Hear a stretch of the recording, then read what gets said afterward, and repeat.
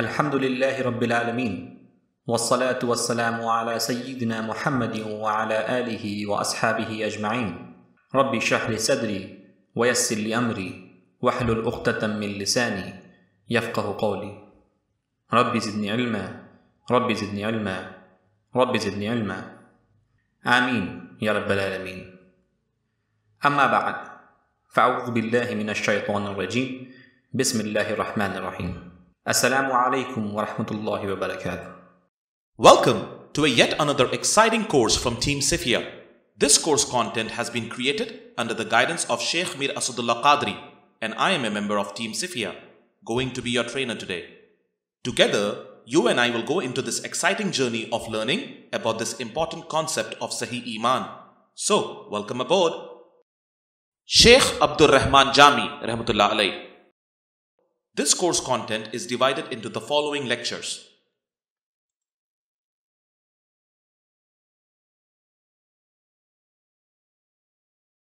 Introduction. Sheikh Abdur Rahman Jami, 1414 to 1492, was a Persian Sahih al-Aqidah scholar, poet, theologian, prolific writer, and Sufi Sheikh of Ihsan. His Persian poetry is extremely popular even today. His most famous poetic works are the Seven Thrones, consisting of 7 Matnavis, that is, first, the Golden Chain, second, Yusuf and Zulaikha, third, the Rosary of the Pious, fourth, Salaman and Absal, fifth, the Gift of the Nobles, sixth, Layla Majnun, and seventh, Iskandar Book of Wisdom. His other famous works include his Sufi poetical work like Laba-e-Jami. He belonged to the Naqshbandi Sufi order. Blessed birth. Nuruddin Abdur Rahman ibn Ahmad Jami Rahmatullah Alayh was born on Monday, November 7, 1414, Shaban 23, 817 AH, in Jam, Khorasan, currently Ghor province in Afghanistan. His father's name was Nizamuddin Ahmad bin Shamsuddin Muhammad. His grandparents lived in Dast, a small town in the district of Isfahan. Probably his father was born in Dast. Later, they immigrated to Khorasan sometime in 14th century. Jami's early pen name was Dasti because his family originally belonged to Dast. Later, he chose his pen name as Jami. He wrote the reasons why he chose the new pen name Jami in one of his poems as follows. My birthplace is Jam, and my pen was drunk from the knowledge of Shaykhul Islam Ahmad Jam. Hence, in the books of poetry, my pen name is Jami for these two reasons. Early life. Some reports suggest that Jami was born in a small village, Karjur, which was part of Jam district. This village was midway between Mashhad and Herat, where he spent his childhood. In Jam, Ahmad, the father of Jami, was a prominent member of the community, and his house was frequented by the learned and the pious. It is reported that Naqshbandi Sufi Sheikh Khwaja Muhammad Parsa stopped in the town of Jam on his way to Makkah to see the 5-year-old child Jami. The authenticity of this report is disputed, but it indicates that his father was famous and had the understanding and resources to provide Jami with his earliest education in Persian and Arabic. Education. When Jami was in his teens, he and his father moved to Herat, where he pursued further education in theology, Arabic grammar, and literature. Young Jami soon established himself as a brilliant student and an upcoming scholar, a reputation he consolidated in Samarkand, the principal center of learning in Khorasan, in the first half of the 15th century. Jami continued his studies in Samarkand and Herat throughout his 20s, displaying a remarkable memory and powerful intellect in all fields of learning, from the study of hadith to astronomy and mathematics. It is reported that Jami fell in love with a girl in Herat but could not marry her. Disheartened and saddened, he left Herat and went back to Samarkand. Shuyukh of Jami. Around this time, it is reported that Jami went through a spiritual crisis. One night, he saw in his dream Sufi Sheikh Saduddin Kashgari, who lived in Herat, asking him to come back to Herat, leave his scholarship pursuit in Samarkand, and embark on the Sufi path. After this dream, Jami went back to Herat, gave up his scholarly career, and embarked upon the Sufi path under Sheikh Saduddin. Naqshbandi Sufi order in Timurid dynasty had a great relationship those days. As Jami joined the Naqshbandi Sufi order, it shaped the rest of Jami's life. Through the influence of Sheikh Saduddin, Jami was introduced to the royal Timuri court. One of the earliest surviving works of Jami, the Ornament of Ornaments, Helya-e-Holal, written in 1452, was dedicated to the Timurid ruler Abul Qasim Babur. Jami maintained his affiliation with the Timurid court in Herat when the ruler Abu Sa'id ibn Muhammad came to power in 1457, and he dedicated the first recension of his divan to this ruler in 1463. After the death of Saduddin in 1456, Khwaja Ubaidullah Ahrar was the spiritual advisor of Timurid ruler Abu Sa'id. Jami and Sheikh Ubaidullah Ahrar maintained a close and mutually beneficial relationship for the following 3 decades. During this time, Jami played the role of a deputy of Khwaja Ubaidullah Ahrar in Herat. Under Khwaja Ahrar, Jami began writing his first major poetical work, the first book of the Golden Chain. In 1459, he wrote his Arabic commentary titled Criticism of the Texts in Explaining the Meanings of Fusus al-Hikam. Fusus al-Hikam was written by Sheikh Ibn Arabi, whose writings played prominent role in Naqshbandi Sufi order. Khwaja Ahrar was active primarily in Central Asia, and he and Jami did not have the close relationship such as that of a Sufi master and disciple, but Jami did travel north from Herat on several occasions to meet his sheikh in Samarkand, Merv, and Tashkent. Jami's association with ruling elite. When Sultan Hussain Baiqara seized power in Herat in 1470, Jami was a respected teacher and spiritual leader in the city and had already established close ties with Sultan Hussein's powerful advisor and vizier, Alisar Nawai. When Jami was setting out to go on pilgrimage to Makkah in 1472, Sultan Hussain equipped Jami's entourage and provided him with letters of introduction to the local rulers he would encounter on his way. Traveling west through Nishapur, Samnan, and Qazwin, Jami received a warm welcome from Shah Menusar, the governor of Hamdan, to whom he dedicated his famous Sufi poetry, Jami's Flashes. From Hamdan, Jami proceeded to Baghdad, where he resided for 6 months in 1472 to 1473. Later, he travelled to Makkah for Hajj. After performing the Hajj, in May 1473, Jami began his return trip to Khorasan, stopping at Damascus and Aleppo. While in Aleppo, he received an invitation from the Ottoman Sultan Muhammad II to join his court in Istanbul. Not swayed by the money and gifts that accompanied this invitation, Jami moved quickly to avoid these golden shackles and arrived in Herat in January 1474. In addition to its religious purposes, Jami's pilgrimage served to enhance his reputation and established a network of political and scholarly connections that extended across the Persianate world. Shortly after his return to Herat, an event took place that helped consolidate his standing with Sultan Hussain and his vizier, Alisar. The sons of Abu Sa'id in Central Asia regarded Herat as part of their patrimony and planned a campaign against Sultan Hussain, who had earlier seized power in Herat. Despite the rumor that his Sheikh Khwaja Ahrar had given his blessing to this campaign, Jami stood in defense of Sultan Hussain. His position with the court was further strengthened when Alisar joined the Naqshbandi order with Jami as a spiritual sheikh. For the last 15 years of Jami's life, he, Sultan Hussain, and Alisar continued a religious, military, and administrative setup governing Khorasan. Alright, this concludes the lecture. Take a breather, and we will get back in a minute to continue this journey of learning.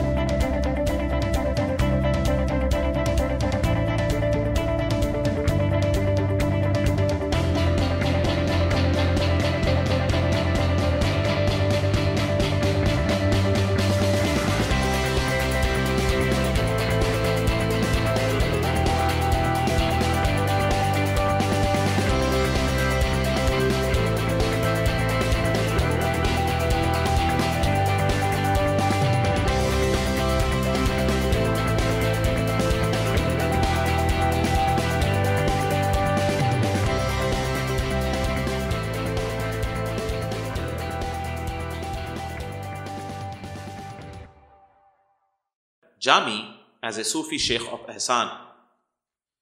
Jami's life can be divided into three periods. The first covering his early years, education and establishment as a scholar, up until the age of 36. The second, a period when he abandoned his scholarly pursuits and became a Sufi and a follower of the Naqshbandi order in Herat. The third, when he withdrew more and more from public life and became a virtual recluse, concentrating upon his writing and his spiritual life.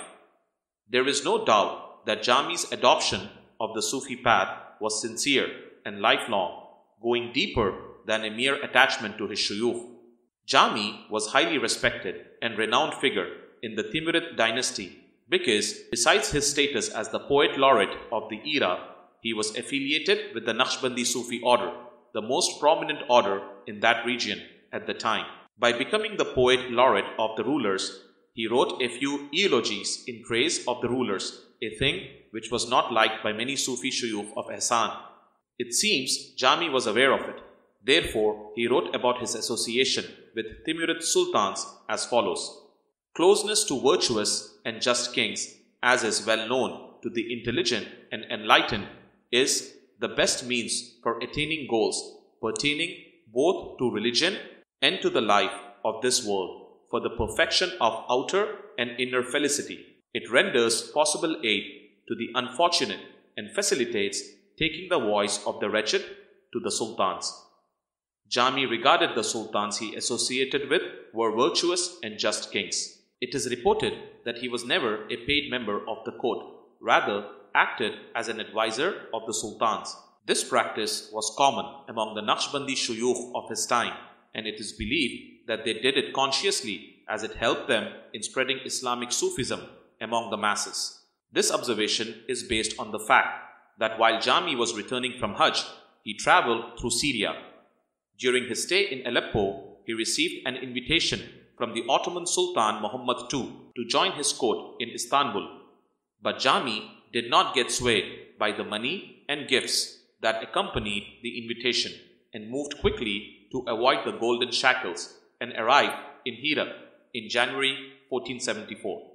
Towards the end of his life, Jami withdrew more and more from worldly concerns and was overtly critical of the spiritual standards of his day, despairing both the teachers and the pupils. The last 12 years of his life, when he was in relative solitude, were the most productive in terms of writing.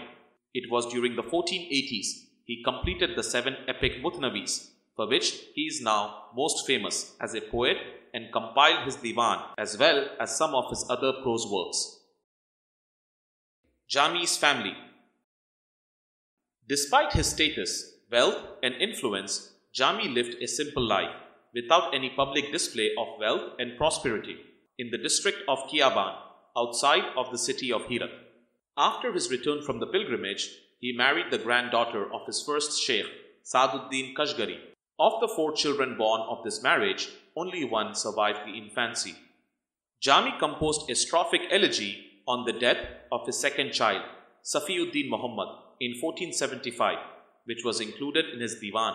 His third and surviving son, Ziauddin Yusuf, was born in 1477, and it is reported that Jami wrote the book Baharistan in 1487 and a treatise on Arabic grammar, Al-Wafa'id al-Ziya'iyah, in 1492 as manuals for his education.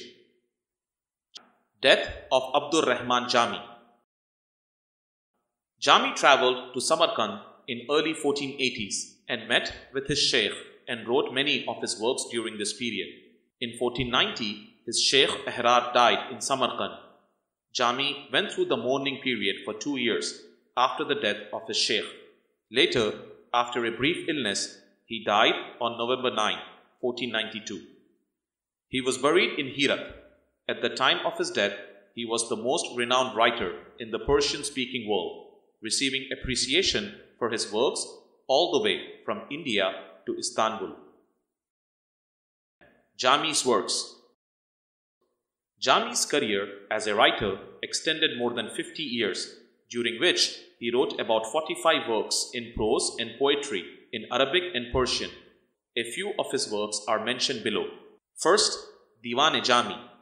Jami first compiled his poetry titled Diwan in 1463, then revised it in 1468 and 1475, adding his new kalam in between. The final version of his Diwan was published in 1479, for which he wrote a new introduction, dedicating it to Sultan Hussain Baiqara. Second, the Seven Thrones. His most famous poetical works are Seven Thrones, consisting of 7 long matnavis, that is A. Silsila ad-Dahab, B. Yusuf and Zulaikha, C. Subhatul Abrar, D. Salaman and Absal, E. Tuhfatul Ahrar, F. Laila Majnun, and G. Khurd Nama-e Iskandari.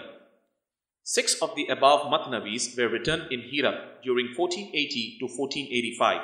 2 poems were written in response to the famous philosophical poem from Nizami poem titled The Storehouse of Mysteries. These are The Gift of the Nobles, written in 1482, and The Rosary of the Pious in 1483. His other 3 matnavis were love tales, into which he embedded a hidden religious Sufi message. These are, first, Salaman and Absal, second, Yusuf and Zulaikha, and third, Laila Majnun. Following the legend of Nizami, Jami used the Muslim version of the story of Alexander the Great and in 1485 wrote Iskandar, Book of Wisdom, which narrates how Alexander met various sages and philosophers. The Golden Chain is the largest of the 7 matnavis. This was written in line with the poem titled The Garden of Truth by Sanai of Ghazna, a Sufi poet of the 12th century, who also lived in Herat. It consists of 3 parts and was written by Jami over several years from 1468 to 1485. It depicts the Shuyukh of Naqshbandi order described as the transmitters of divine grace connecting to the Prophet Muhammad ﷺ. Third, prose works. Jami wrote over 30 prose works that include Baharistan, which was written as an imitation of Saadi's Gulistan. Fourth, religious works. A. His work, The Flashes, is an imitation of Ahmad Ghazali's Sawane, 1060 to 1126. Ahmad al-Ghazali was the brother of famous Islamic scholar Abu Hamid al-Ghazali. The Flashes was written in 1466 and was dedicated to the ruler of Jahansa named Qara Qawyunlu. It consists of several Sufi meditations mixed in prose and poetry. B. The book titled Breaths of Intimacy from the Presence of Sanctified Shuyukh is a large collection of biographies composed by Jami. He wrote it after his return from Hajj.